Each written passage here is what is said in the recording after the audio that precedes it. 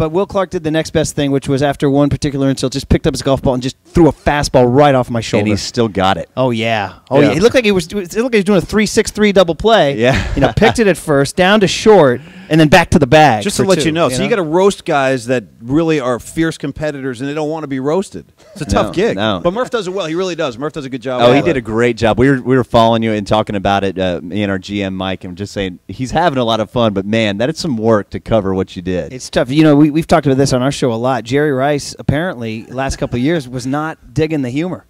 And yeah, no, Flat Jerry out upset, I'd say. Jerry uttering some profanities and saying, "Hey, man, you know what? I'm right here. Come over and say it to my face." But not only that, but then he will carry that with him, and then say like months later, we'll have him on our show as a guest on the phone. He'll still bring it up. Rice brings it up.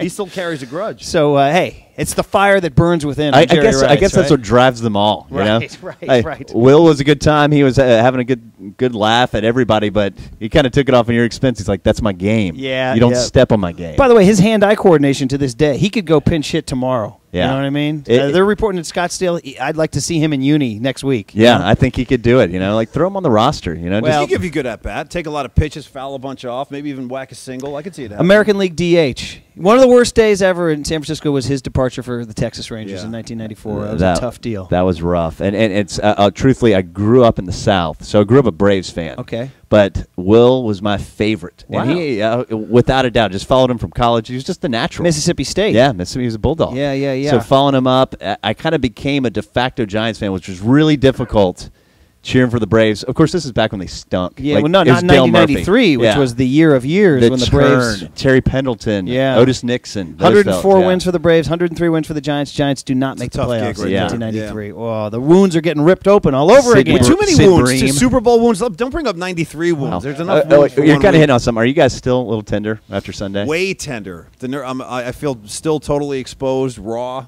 I'm still recovering. It's been not even a week old. 5 days. We've been talking about it and trying to break it down and analyze it and listening to former players that feel the sting, like Dwight Clark and Brent Jones, and we talked to Ronnie Lott today.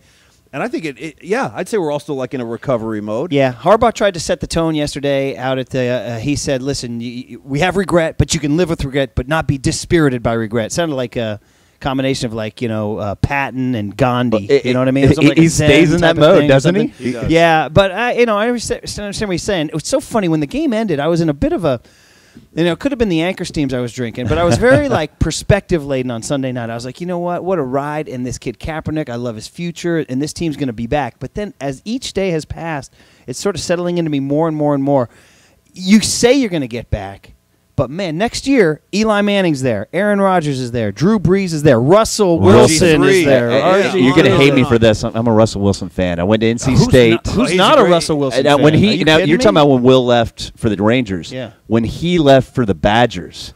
Well, who's your football coach who decided I'm going to get tough he's not with him? there anymore. Right. I'm going to get tough with Russell Wilson and chase him away. I'm going to teach him a lesson. And truth be told, the guy that came in ended up setting a bunch of records. He's probably going to get drafted in the first round, but he wasn't Russell Wilson. Right. And how do you do that? Yeah. You know, what a how do you get rid winner! of that guy? There are such things as bad coaches making bad decisions, and that's one of them. And that is. I'm a huge Russell Wilson fan, and I just think he's almost in some ways unstoppable, like Kaepernick. But even in some ways, he's got him a little edge to him.